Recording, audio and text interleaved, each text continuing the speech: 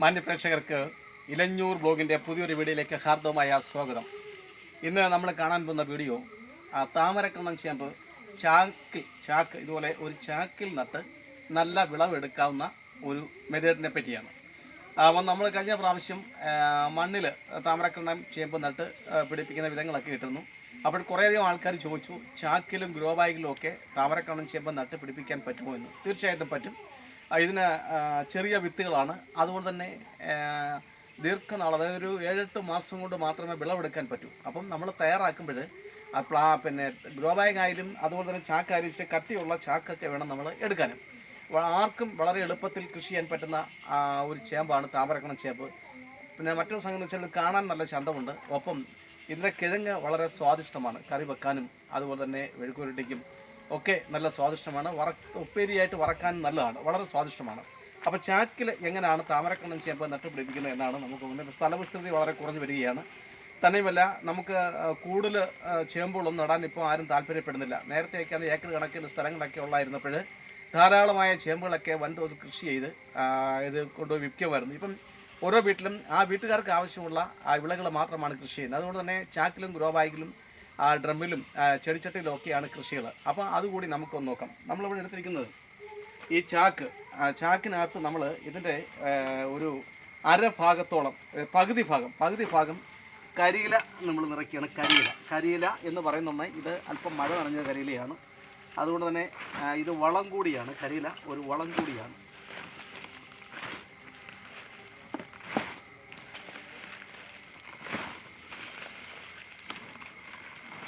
കരിയില നിറയ്ക്കുന്നുണ്ട് ഇങ്ങനെ ഇടിച്ചു കൊള്ളിക്കണം. കാരണം കുറച്ച് ദിവസങ്ങൾ കഴിയുന്നുണ്ട് ഈ കരിയില ലയിക്കും. അതുകൊണ്ട് തന്നെ കരിയില കൂടുതൽ ചാക്കിനകത്ത് കൊള്ളണം. ആ രീതിയിൽ വേണം നമ്മൾ കരിയില ഇതിനകത്ത് കൊള്ളിക്കാൻ.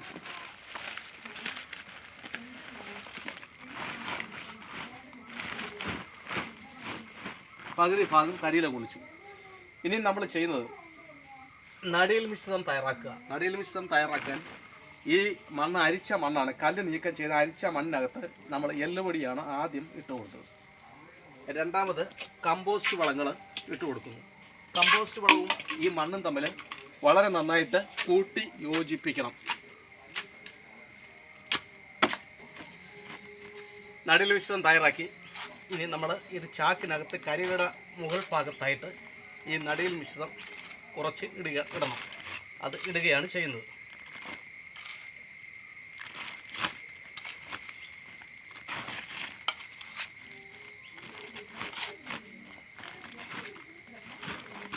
ഇനി നമുക്ക് ഇത് 2 ചേമ്പ്, ഇത് പാവി പിഴുത ചേമ്പാണ്. വിത്തുകൾ പാകി കിളിപ്പിച്ച ചേമ്പാണ്. വിത്തുകൾ വെള്ളം നടാം, ഇങ്ങനെ പാകി കിളിപ്പിച്ച് വെള്ളം നടാം. 2 ചേമ്പാണ് ഇതിനകത്ത് നമ്മൾ ഈ ചാക്കിനകത്ത് നടാൻ ഉദ്ദേശിക്കുന്നത്. അതിന് മുകളിൽ ഈ മണ്ണ് വീണ്ടും ഇട്ട് കൊടുക്കണം.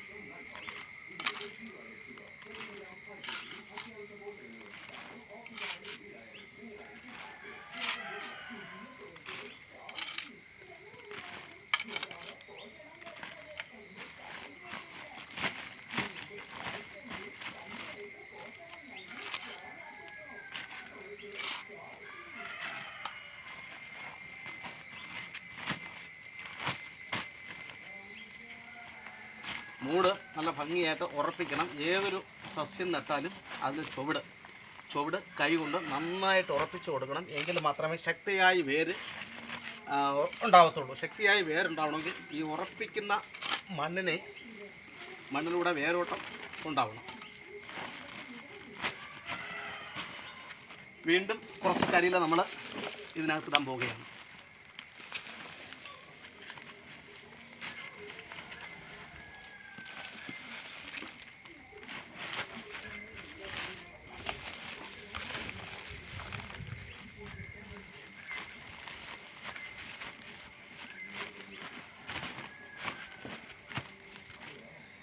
ഇത്രയും ചെയ്താൽ മതി. ഒരു 7-8 മാസം കഴിയുമ്പോൾ ഇത് വിളവെടുക്കാം. ഇടയ്ക്ക് ഒരു വളം കൂടെ വേണം. കൂട്ടത്തിൽ പറയട്ടെ, ചേമ്പുകൾക്ക് ഏറ്റവും നല്ല വളം കാലിവളങ്ങളും പച്ചിലവളങ്ങളുമാണ്. കാലിവളം കിട്ടാത്തവർക്ക് കടലപ്പിണ്ണാക്ക്, ഇത് 2-3 ഇല വന്നു കഴിഞ്ഞിട്ടുണ്ടെങ്കിൽ കടകളിൽ നിന്നും നമ്മൾ കാലികൾ കൊടുക്കുന്ന കടലപ്പിണ്ണാക്ക് വാങ്ങിച്ച് പൊടിച്ചോ കൂത്തോ ഇട്ടിട്ട് ആ തോല് കൊച്ചായിട്ട് അരിഞ്ഞ് ഇട്ടുകൊടുത്താൽ മാത്രം മതി.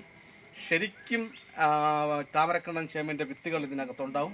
ഒപ്പം ഇതിൻ്റെ ആ പഴച്ചേമ്പ് അതുപോലെ തട എന്നൊക്കെ പറഞ്ഞാൽ അതും ഭക്ഷ്യയോഗ്യമാണ്. അത് പുഴുങ്ങാനും കറി വെക്കാനും മെഴുക്കുവരട്ടിക്കും ഒക്കെ ഉപയോഗിക്കാൻ പറ്റും. ആർക്കും എളുപ്പത്തിൽ കൃഷി ചെയ്യാനും ചിലവില്ലാതെ നല്ലൊരു വിളവെടുക്കാൻ സാധിക്കുന്ന ഒരു കൃഷിയാണ് താമരക്കണ്ണൻ ചേമ്പ്. എല്ലാവരും ഈ വീഡിയോ ഇഷ്ടമായെങ്കിൽ ദയവായി ലൈക്ക് ചെയ്യണം, ഷെയർ ചെയ്യണം. അതുപോലെ ആദ്യമായിട്ടാണ് നിങ്ങൾ ഈ ചാനൽ കാണുന്നതെങ്കിൽ സബ്സ്ക്രൈബ് ചെയ്യാൻ മറക്കരുത്. എല്ലാവരുടെയും പൂർണ്ണമായ പിന്തുണയും സഹായ സഹകരണങ്ങളും സാധനം പ്രതീക്ഷിക്കുന്നു. എല്ലാവർക്കും നന്ദി, നമസ്കാരം.